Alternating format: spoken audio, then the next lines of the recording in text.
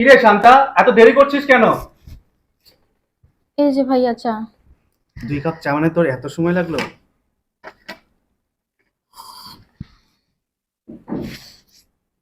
হুম, খুব মজা হয়েছে তো। তোমার বোন তো খুব সুন্দর চা বানায়।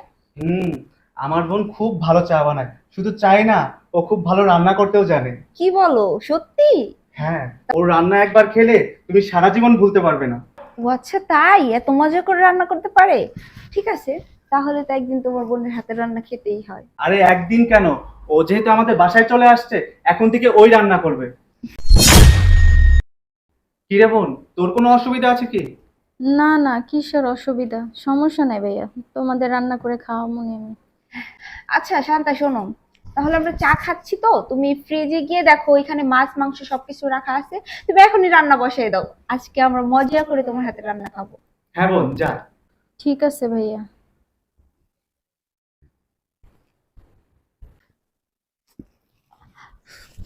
এই, তোমার কি হয়েছে? বসো বসো। ওর মাথাটা ব্যথা করতেছে। আরে তোমার শরীর খারাপ নিয়ে তুমি কেন এখানে ঝাড়ু দিচ্ছিলে বলো তো? শান্তা, এই শান্তা। হ্যাঁ ভাইয়া। কি রে, তুই বাসায় বসে বসে সারাদিন কি করিস? দেখছিস যে তোর ভাবির শরীর খারাপ, আর তুই কিনা বসে আছিস। ভাইয়া, আমি তো জামা কাপড় ধুইতেছিলাম। জামা কাপড় এখন ধুতে হবে না, তুই এক কাজ কর,